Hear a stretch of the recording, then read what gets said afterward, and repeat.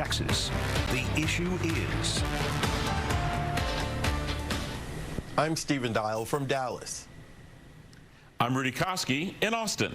And I'm Greg Groogan from Houston, and this is Texas, the issue is. After an historic two-week trial, the Republican-dominated Texas Senate acquitted Attorney General Ken Paxton on 16 separate articles of impeachment. In the end, what was forecast by Lieutenant Governor Dan Patrick as a political trial turned out to be exactly that. On the floor of the Republican-dominated Texas Senate, they went down. Article after article after article of impeachment. All 16 charges against Attorney General Ken Paxton. After nearly 2 weeks of whistleblower testimony alleging abuse of power, retaliation, obstructing a federal investigation, and bribery, it wasn't even close, with most voting to acquit along partisan lines. Immediately afterward, in a telling move, Lieutenant Governor Dan Patrick tongue-lashed the Texas House in a pre-prepared speech. Millions of taxpayer dollars have been wasted on this impeachment. 31 senators and a large Senate staff that made this trial possible have put their family life, their jobs, their business on hold for the last 3 months after already being here from January to June. I'm going to call next week for a full audit of all taxpayer money spent by the House from the beginning of their investigation in March to their final bills they get from their lawyers.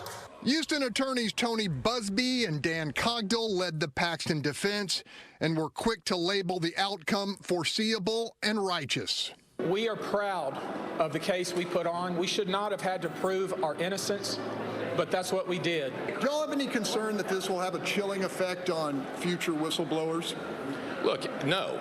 What I'm relieved about is it won't have a chilling effect on people that run for political office. This is a trial that should have never happened, period, full stop. Leaders of the House prosecution team had a much different perspective on the overwhelming outcome, accusing Senate Republicans of elevating politics above holding errant elected officials in their party accountable. This trial painted an accurate and clear picture of an out-of-control Attorney General who refused to listen to the desperate warnings of his conservative lawyers that he had entrusted to help run his office. Our lawyers, the Board of Managers, presented overwhelming evidence that Ken Paxton is the most corrupt politician in the state of Texas at this time.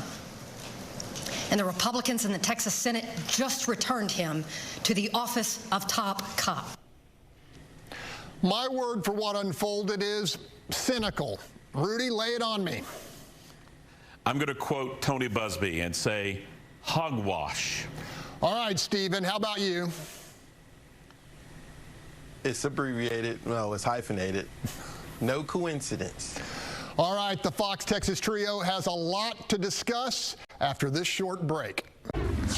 Welcome back. Texas Attorney General Ken Paxton accused by his top lieutenants of abusing his power, retaliation, obstructing a federal investigation, and accepting bribes. Saturday, as many had predicted, the Republican majority in the Texas Senate found him not guilty of each and every allegation. Of all the arguments made in Paxton's defense, this is the one I found most compelling. Heard from the FBI with regard to Attorney General Ken Paxton. Crickets. Nothing. Nothing. If you don't think that the Biden administration and its FBI and Department of Justice would not love to indict Ken Paxton, then you're not paying attention. With that, Stephen, what just unfolded here? I just want to note on the crickets part, we actually heard crickets in the Senate chamber and throughout Austin. That's a whole different story. To quote one of my favorite rappers, Jay-Z, politics as usual. That's what this was. Now, some people already predicted that this would fall along party lines. 2 Republicans broke away, one from the DFW area. But this really shows that at the end of the day, like Dan Patrick told you, Greg Groogan, this is a political trial, and that's what it was. All right, Rudy, you've been covering this process for a long time. I'm guessing you are not surprised. Yeah, I agree with Stephen. It was a political trial with the Lieutenant Governor said it would be, and it turned out to be a political trial. I think if the one thing that surprised me out of this whole mess was the articles voting against the articles dealing with the whistleblowers. I think if anything was going to stick, that one was going to stick, and that sent a really strange message, disappointing message, and I think a message that could come back and haunt the Republicans. I think people will remember that they threw the whistleblowers under the bus, and it didn't sit well with me, and I think that that's going to come back and haunt them, and I'm wondering, are we going to look back on this day as the day that the Republicans started losing control of the Texas Capitol? Wow. Wow, Stephen, at the end of this trial, Lieutenant Governor Dan Patrick read a pre-drafted speech tongue-lashing the Texas House for wasting millions of tax dollars and the Senate's time. What do you make of that? Well, Lieutenant Governor Dan Patrick is correct in one point. There was a lot of money spent on this. I mean, you can't get around it. I mean, $500 an hour for some of the biggest lawyers in the state of Texas. But if you really look at it, and that's why I said politics as usual, the senators went and deliberated, right, and then came out and made their public vote. And the Lieutenant Governor had a pre-typed speech. And I don't think one of his staffers were typing real time as the votes were coming in. Some of this was already known, and let's be real. Now, regardless of what your leanings are, what you think about Ken Paxton or not, piggybacking off of what Rudy said, you had whistleblowers who are Republicans. These aren't even moderate Republicans. One was denied a federal judge position because he made some disparaging comments in reference to the LGBT community. And so I'm kind of shocked. I know we shouldn't be shocked. Greg, you may not be shocked, but it may have a lasting impact, and we'll have to just wait to see how this plays out. All right, Rudy, looking forward, now that he's been cleared by his fellow Republicans, do you see Paxton using this exoneration as a springboard to higher office? You know, Greg, you described it as they just released the Kraken. Not quite yet. Before he can get to that springboard, he's got some big hurdles to get through. He's got these criminal cases that he's got to get cleared from. He's got the bar charges, the ethics charges. He's got to get past those, which is why I kind of agree with the Lieutenant Governor.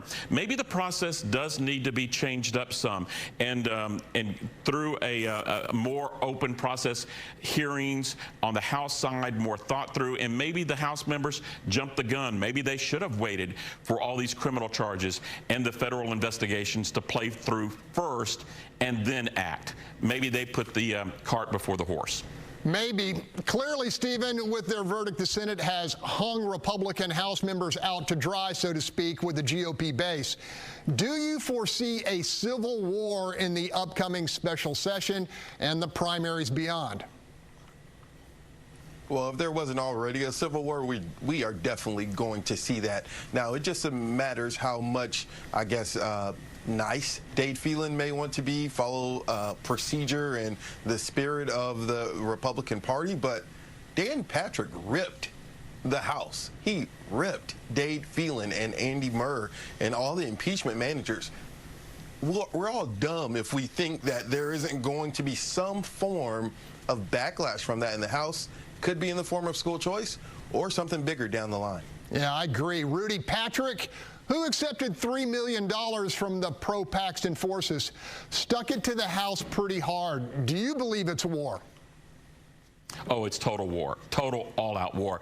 And it wasn't it interesting that the Paxton statement that he pushed out, he called this whole process immoral? That's like a bullfrog calling somebody ugly, right?